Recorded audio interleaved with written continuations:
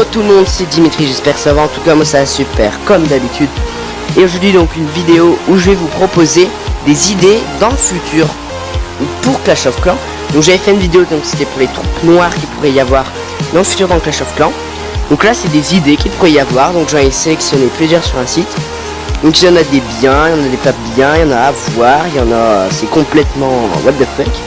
Enfin bref, on va voir tous ensemble. Donc je commence par la première. Alors, j'aimerais bien qu'il y ait un roi des gobelins, un roi des géants, un roi des sapeurs, un ballon, un roi des sorciers, une reine des guérisseuses, un roi des dragons et un roi des pécopes. Ok, non. Après, il y aurait plus aucun truc pour le jeu. Enfin, je veux dire, après, le jeu, il est complètement pourri.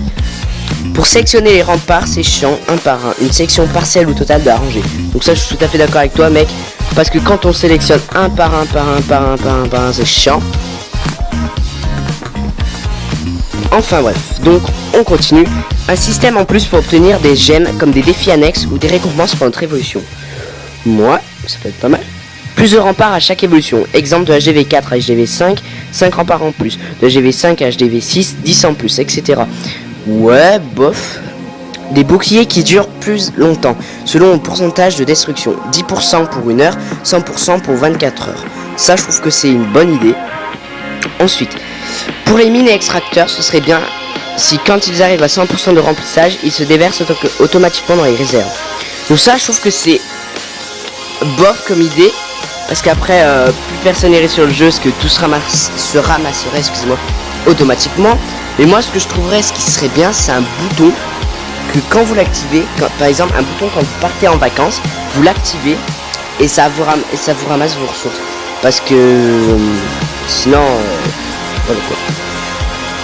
Ensuite, des sorts à base d'élixir noir avec des effets dignes de son nom pour les sorts. Bof. La tour de sorcière en bâtiment défensif. Ouais, bof encore. De nouveaux héros, roi des chevaux short cochon et reine des Valkyries. Donc je pense pas qu'ils sortiront roi des cochons après la reine des archers et le roi des barbares. Et la reine des Valkyries encore moins. Ensuite, des troupes attirées par l'hôtel. Donc ça pourrait être pas mal. Mais après, imaginons on fait un full troupe attiré par l'hôtel. Les champions, après, il gagneraient beaucoup de trophées et tout. Après, il y aurait plus d'intérêt. Mais après, il faudrait... Donc je trouve que c'est pas mal. Il faudrait plus étudier la chose. Ensuite, ne serait-il pas intéressant de voir si nos membres de clan sont présents et actifs. Pour ce faire, ajoute un voyant dans le château de clan. Liste des membres à côté des pseudos. Voyant vert connecté, voyant orange non connecté depuis moins d'un jour, voyant rouge non connecté depuis plus d'un jour. Ces voyants seraient visibles uniquement des chefs et adjoints. Et uniquement pour notre clan bien sûr. Merci, bonjour à tous.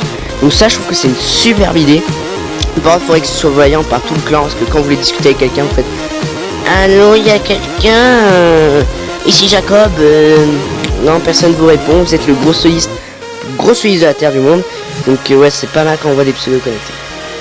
Ensuite, recherche de personnes pour pouvoir ajouter des amis à notre clan. Moi, ouais si, c'est pas mal ça.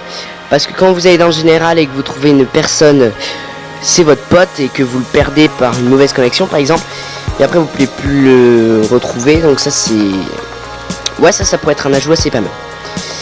Pour les guildes, il devrait améliorer la définition du clan, des drapeaux plus attractifs, un nouveau poste comme modérateur pour calmer le chat du clan, des messages plus longs, avoir plus de recrues 60 et donner de nouvelles fonctionnalités au château de clan, comme faire des emprunts d'or ou d'élixirs, même voir élixir noir. Donc ça c'est pas mal, le début est pas mal. 60 membres dans un clan, non je pense pas que ce soit idéal. Le début est pas mal pour le drapeau plus attractif. Donc c'est vrai parce que, enfin ce serait bien parce que si vous voulez, là on a tous les mêmes drapeaux et tout. Quand vous tombez en guerre, il y en a souvent qui ont les mêmes drapeaux. Enfin voilà, c'est un peu chiant. Donc voilà, donc on passe au suivant. Lorsque son chef améliore son château de clan, il permet d'avoir plus de personnes. Donc ça, bof, je trouve. Qu'il y ait des extensions de terrain. Ça, je suis tout à fait d'accord avec toi, mec. Qu'on puisse parler avec nos amis Game Center. Ok. Je propose d'ajout un nouveau bâtiment, nommé la Forge, qui permettrait de créer des armes et armures pour nos troupes. Une arme spéciale pour chaque troupe, et leur coût augmenterait selon le niveau des troupes. Ces armes et armures donneraient des bonus aux troupes, par exemple plus de vie ou plus de dégâts. Ces bonus seraient temporaires, bien sûr, 48 heures. Un ajout visuel pourrait être mis en place sur les troupes, c'est une sorte de laboratoire, mais avec des effets temporaires. Et une forge, c'est quand même plus classe qu'un laboratoire entre nous. Voilà, sur ce j'espère que cette idée sera réfléchie. Bon, j'ai tout, donc ça c'est pas mal, l'idée d'une forge. Mais après, ce sera un peu compliqué que la Clash of Clans, je trouve. Enfin, après, c'est mon point de vue. Ensuite, les arbres qui ne servent à rien pourraient servir d'extension. Ok. La mer aurait une chance sur 5 d'échouer un trésor qui valerait 50 gemmes ou 1500 or, élixir ou 10 électeurs. Donc ça, je trouve que ça peut être pas mal pour les débutants, mais aussi pour tout le monde, parce que la mer, c'est vrai qu'elle sert un peu à rien, donc c'est pas mal, une chance sur 5 d'échouer un trésor. Donc ça, ouais, bonne idée type. Ensuite, perso, je pense qu'une troupe qui serait bien, c'est de s'inspirer de la mythologie. Je pense Minotaure, Méduse, Centaure. Et aussi, par exemple, il y a le roi des barbares et la reine des archers. Et ben, je propose qu'on l'ajoute le dieu des barbares et la déesse des archers.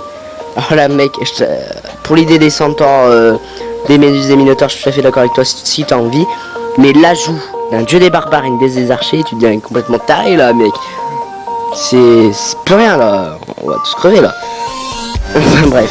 Ensuite, il faudrait faire des batailles personnalisées qui coûteraient 10 000 or et qui trouvent un village en fonction du bulletin demandé.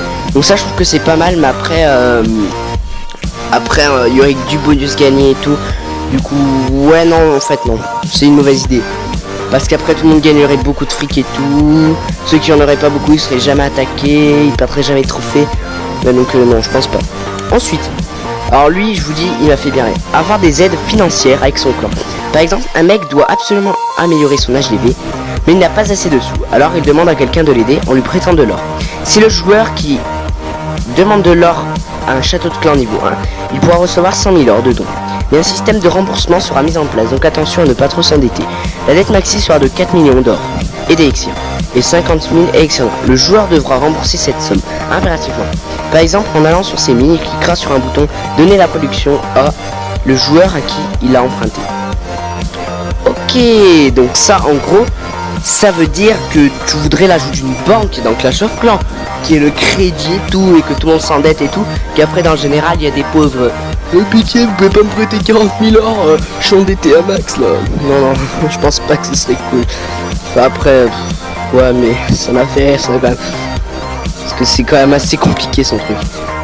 Ensuite, là, c'est toujours la même personne qui écrit. Faire don de sa reine et de son roi par le don de troupes. Le roi prendra 15 places et la reine 25.